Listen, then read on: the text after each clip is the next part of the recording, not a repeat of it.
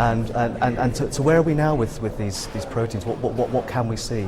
Well, I mean, lots of optic methods that were invented during the 1980s and so on, they couldn't really be used because nobody know how to make good fluorescent markers inside the cell. Now, of course, they have been revived, and there are many fancy names on this, but you can measure distances between proteins, you can shine light on them, so you can sort of put one fluorescent off and you start another fluorescent. So you have very good possibilities to follow processes in the cell, both in time and in space, and see exactly what happens when the cell is metabolizing, dying, living, and so on. And that is very powerful.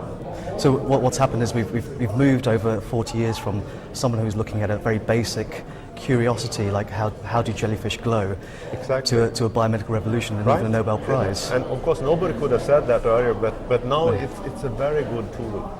And you know, it gets more and more fashion now to look at single molecules. Earlier we could use, because you have low signals, you had to have many molecules to see, and then you get averages.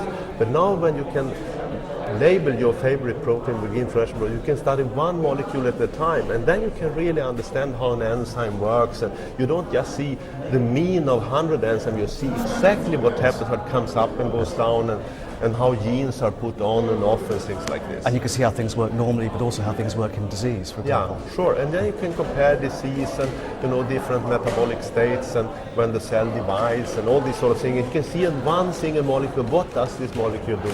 And this is great.